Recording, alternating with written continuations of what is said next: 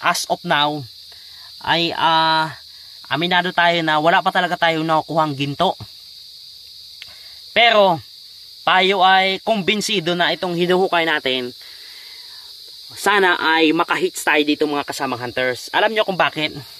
Sa nilalim-lalim na ng hinuhukay natin, bakit may mga buti na naka-arrange? Kung inyo mapansin, nakakuha tayo dito sa paligid dito, naka-arrange, maayos. Tapos ito, ganun din, pointing pababa. Wala pa tayong ginto talaga, sa totoo lang. Ang kailangan natin ngayon ay makahanap ng treasure site na maganda. Ang pinagtataka natin dito, sa lalim ng ating treasure, bakit nandyan may nakalagay na buti dyan na naka-arrange? Yan, magandang umaga mga kasama. Ito yung ating treasure operation. Ito yung update ngayon dahil magandang panahon, mainit. Nitong mga ilang araw na pag-ulan, bumagsak, gumiba. Ngayon, naglagay tayo ng trapal. Ayan, ayan ang mga kasamang hunters ito. Habang hinuhukay ng ating kasamang hunters, medyo update ko muna kayo, medyo mataas na tayo. Nasa mahigit 12 feet na tayo dahil nakausad na tayo ng halos 5 feet mga kasamang hunters. Ito na. Yung kasama natin habang hinukay ito, kasi medyo basa na eh. Basa ito dahil parang nahalata natin na parang kumakatas na yung tubig. Dahil, ayun nga, papasok na ang tag-ulan. Ito na naman, mga kasamang hunters, isa na namang bote na pointer natin pababa. Alam nyo mga kasamang hunters, as of now, ay aminado tayo na wala pa talaga tayong nakukuhang ginto. Pero tayo ay kumbinsido na itong hinuhukay natin, sana ay makahits tayo dito mga kasamang hunters. Alam nyo kung bakit? Sa nilalim-lalim na ng hinuhukay natin, bakit may mga buti na naka-arrange? Kung inyo mapansin, nakakuha tayo dito sa paligid dito, naka-arrange, maayos. Tapos ito, ganun din, pointing pababa. At pinagtataka nyo sa napakalalim na natin yan. Kung inyong titingnan, napakalalim na natin. Bakit may mga bote dito na nakalagay? At napaka-positive talaga. Kung inyong makikita, pointer pababa.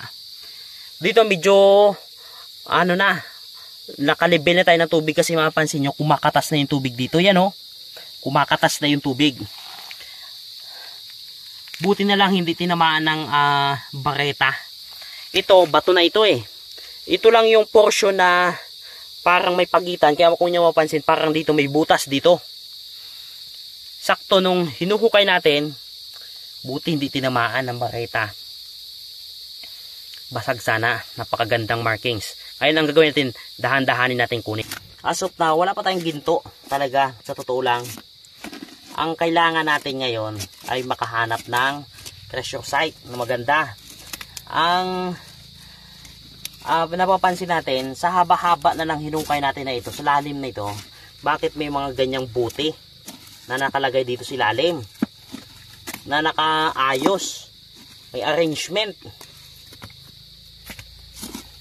Medyo maputik na talaga dahil kumakatas na yung tubig dito. At alam nyo po mga kasamang hunters, no? Ang ginto inilalagay talaga yan sa matubig na lugar. Ayan o, napakaganda o. Talagang napaka-positive ng ating treasure site. Basag na itong buti na ito. At maputik na dahil nga nakatanim siya dun sa may bumubukal na tubig. At hindi natin alam, basag yung dulo. Wala namang naiwan doon sa baba. Basag lang talaga. Tingnan natin yung base. Dito sa may gilid o, mapansin nyo po mga kasamang hunters, napakaganda ng kanilang pagkakagawa ng markings. Mga triangular na diamond shape. Ay nga, sabi ko sa inyo mga kasamang hunters, ang pinagtataka natin dito, sa lalim ng ating treasure, bakit nandyan may nakalagay na buti dyan na naka-arrange? Ibig sabihin lang yan, itong hinukay natin ay positive na treasure site. Kaya lalalim pa talaga tayo dahil ang target natin ay 15 feet.